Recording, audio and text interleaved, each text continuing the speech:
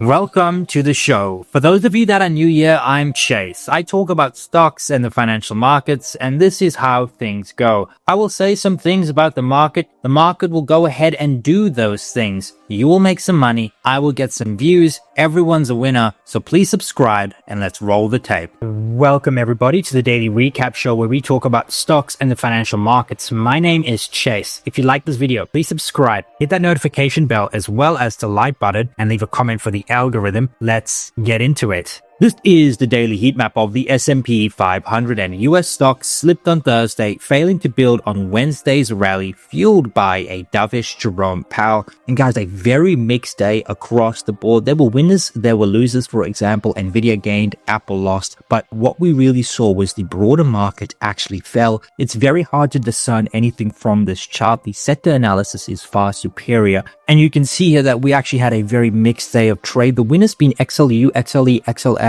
XLV, so healthcare, financials, energies, and utilities. Some defensive sectors with utilities and healthcare, and then financials, energy, cyclical sectors. But it was a very poor day of breadth and a poor day of strength. And that's because we paired a lot of the gains early on in the morning. We actually had every single sector in the green. And that's because there was like news circulating that Scott Bessent, Trump, and some of his trade advisors were actually negotiating with other countries with regards to tariffs. However, after some news from Europe, we actually paired a lot of those gains and then we couldn't get back to the highs of the day. Not a very solid day of trading, a very poor day of trading if you ask me, with the S&P 500 down 0.29% and the technology sector leading the selling. We also saw small caps outperform to the downside. Small cap growth, small cap core fell 0.72%. They were the worst of it, but if you were indexed to the market as a whole, it really took it on the chin, except for large cap value, only falling 0.006%. And this includes stuff like financials, utilities, energy.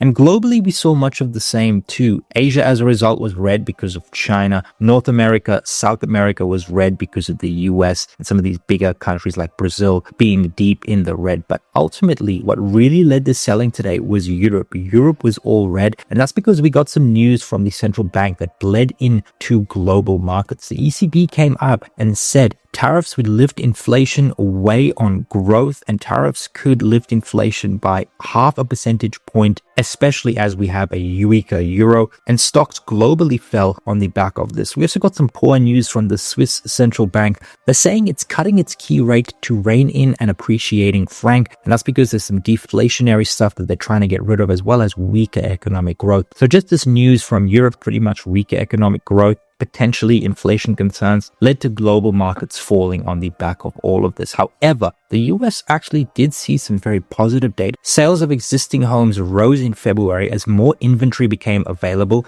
offering buyers more choices. Existing home sales increased 4.2% to a seasonally adjusted annual rate of 4.26 million. Home buyers were slowly entering the market as mortgage rates have sort of fell, but also as more inventory and choices have released pent-up housing demand. And this sort of complements some of the housing data we got at the start of this week and last week. Very positive momentum we're seeing in the housing sector. Initial jobless claims also beat, as you can see, ever so slightly. And fully fed manufacturing was actually a lot more positive than the consensus at 12.5 versus 8.5. Very solid data that also did help US stocks rally early on. However, the euro data really let us down. There were a couple of big winners and losers here on earnings as well. After the bell, Nike reported down 1.18% from the day, but about 6% from the highs. Now, Nike actually reported 54 cents in earnings per share, beating expectations of 29 cents on revenue of 11.3 billion when the street expected 11 billion.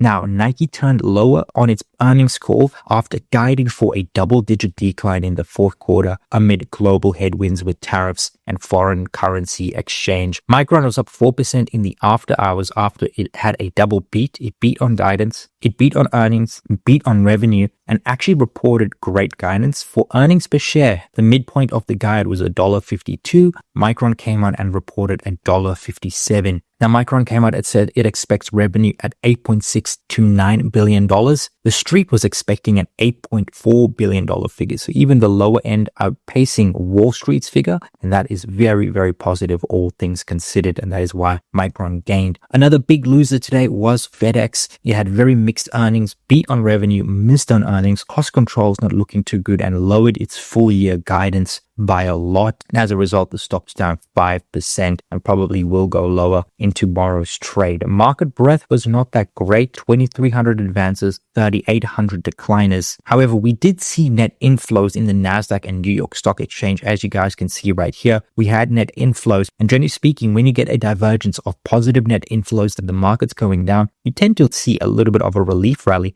And that's actually what we got off the lows here. You could see that the net inflows really overpowered the price action, and we did see quite a bounce into the end of the day, and do expect much of the same tomorrow if we continue to get these inflows upon the OPEX. Now, market momentum continues to be sour. We saw a decrease in overall percentages above their moving average. You don't want to see that, but we're still above the 50% here in the 5 days. So shorter term averages holding in there. We just need to see a movement into these longer term moving averages. If we can get that, stocks will move higher in a very significant way. Now, looking at the charts, guys, the S&P 500 and stocks across the board fell. Risk assets fell. The best performers were the large caps. The worst performers were stuff like the IWM, but falling across the board broadly. A bit of positive price momentum here in the after hours. We saw value outperform growth. Volatility ticked down. That's very interesting to see stocks down, volatility down. That normally leads to stocks resolving higher. And then we saw weird price action. So for example, we got great economic data today, and the 30-year yield as a result was up. So longer term economic expectations looking really, really good. But shorter term, the 2-year and 10-year yield falling, and that's because of what we saw in Europe. So the market saying, hey, we're expecting shorter term weaker economic growth, but the longer term looks good. And then the dollar did gain 0.33%.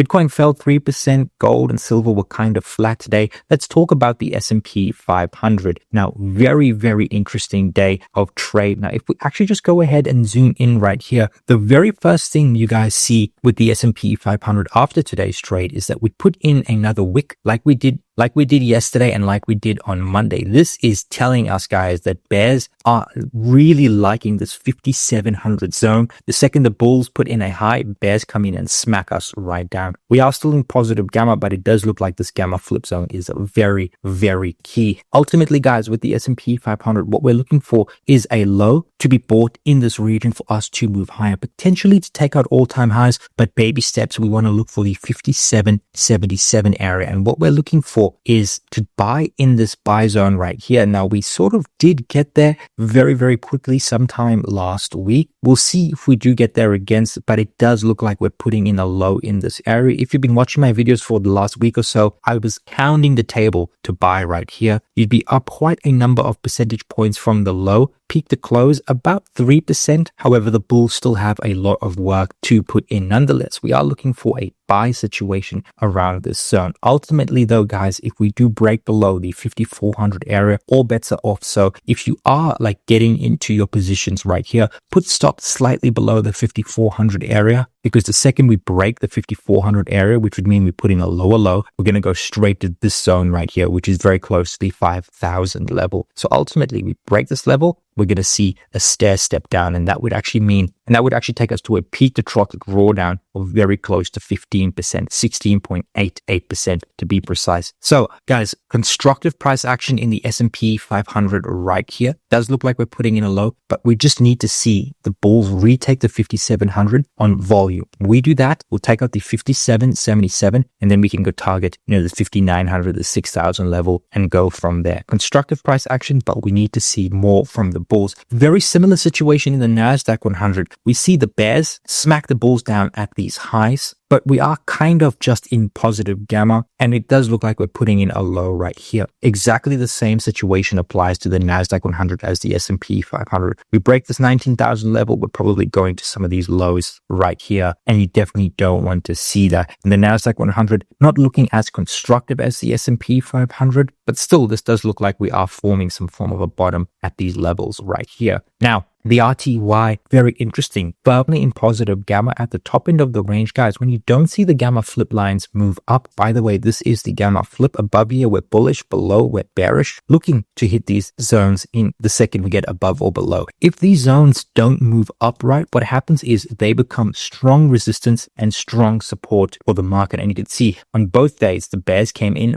and yanked it down because we didn't move up. If these lines moved up significantly, we probably would have gotten a rally in the RTY. We did not. And until this line actually moves up, you probably want to stay out of the RTY right now. I will let you know when that changes on this channel. So go ahead, subscribe so you don't miss a single beat, so you don't miss anything. Now, looking at gold, not much has changed. We're sort of probably going to digest this move up. We've seen it right here and then make the next move. We're buyers at the 27,800 area right here for gold. Don't rush it, guys. Wait for gold. You don't want to be buying up here and then holding the bag at 2,700. Now, Bitcoin, big changes for Bitcoin. So for those of you that follow me on this channel, go ahead to TradingView, click indicators, search for the FinFluential Global M2 Money Supply Indicator, and then offset it by 72 days. Now, 72 days is what we usually used. However, guys, I want you guys to pay attention to something else right now, okay? I think the better offset right now is actually 107, okay? If we hit OK and go to the 107 and then make this a line chart, you could see that Bitcoin follows the 107 offset far, far better, which means we probably are looking for a little bit of downside here in Bitcoin, consolidation, and then the next move up. Bitcoin follows the M2 money supply very, very closely. It just depends on the offset we need to use. The 107 is far superior, and we're looking for a low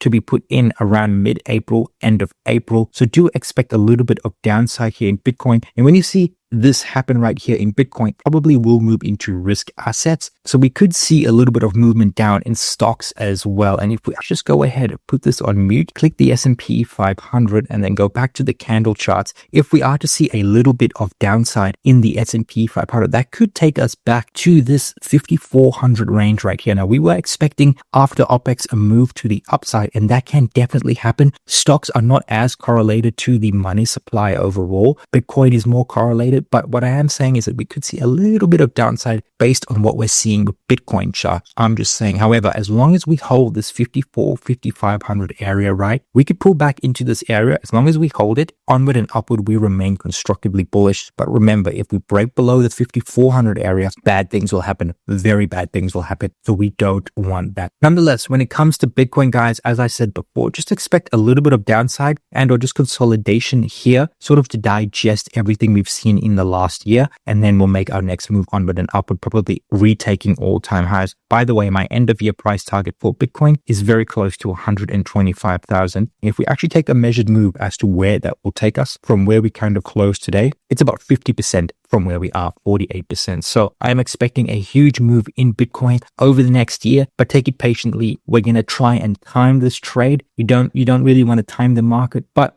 this is the games we play in the market. But for all intents and purposes, guys, equities look very constructive here. We can pull back to this 5,500 area, but you know the game plan. I've spoke about it at length. Go and watch yesterday's video as well as FinFluential Media if you want to know what individual stocks to buy. If you don't want to buy the indices, and guys, just wait for gold to get to this 2,700 area, and then we're buying the dip in a very big way. But as it is right now, constructive price action for the S&P 500. For those of you that are continuing to wade through this volatility, keep doing that. Keep buying the dip on stocks and equities you like. I think we will resolve higher into March, into April, into May. And guys, diving into sentiment, this is the AA sentiment survey, and we continue to see bullish sentiment be very, very low here in the low 20, high teens figure. Very, very weird to see this, especially because we are still in a bull market. Bearish sentiment at 58.1%. The 4-week average for bearish sentiment is 58%, guys. This has only happened 3 times before, in the 1990s, 2009, and then 2022. In every single instance, the S&P 500 was up 6 months and 12 months later for an average return of 28.2 and 36.1%,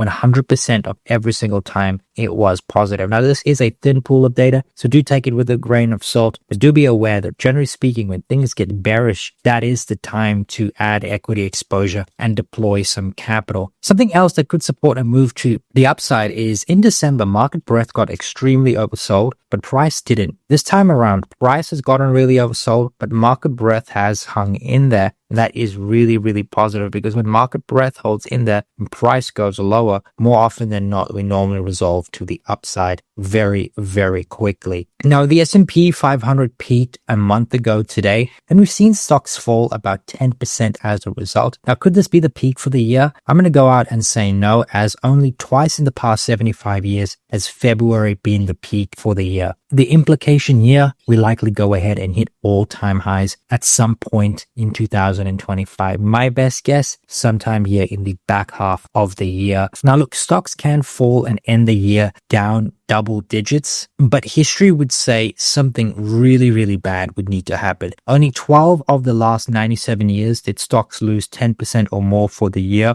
and all had some major reason for that trouble. It's certainly possible, but highly unlikely. But if it is to happen, it's going to do with the macro, and we need to see some form of a recession or major growth slowdown. And while we have seen that, we're not seeing a recession just yet. Goldman Sachs lowered their first quarter GDP tracking estimate to 1.3%. Just for the record, a recession is 2 consecutive quarters of negative GDP growth, and Goldman Sachs is saying we're just not seeing that for the first quarter in 2025. Now, the economic surprise index is officially below the zero line, as you can see right here. In other words, economic surprises are coming in slightly worse than analysts' expectations. However, we're not falling apart. Yes, we have seen pullback from the highs, but that's generally what we do. We overextend and then revert back to the mean. Overextend and revert back to the mean. That is simply what we're doing right now. But the economic data is not particularly weak. In fact, when we look at something like federal employment tax receipts, tax withholding, which is a current labor indicator for wages, is actually growing more than inflation. In fact, we saw an 8% increase here so far for March, 6.7% increase for February, a double-digit increase for January, a 5% increase for December, a 7.2% increase for November. And this simply means that hirings also continue at a very solid pace. Guys, the economy is strong. That can change, don't get me wrong, but as the data comes in, you'll get my take here first on this channel. So go ahead, subscribe so you don't miss a beat. Now, looking at earnings for the rest of this week, the big one's going to be Carnival Corporation and NEO. That's about it. And then that's really the end of this earnings season, and Q4 earnings really coming to a close. And then data tomorrow, it doesn't show here, but we just got the University of Michigan sentiment. That's about it. But if you've made it up until here, thank you so much for watching. If you like this video, please subscribe, hit that notification bell, as well as the like button, and leave a comment for the algorithm. Cheers.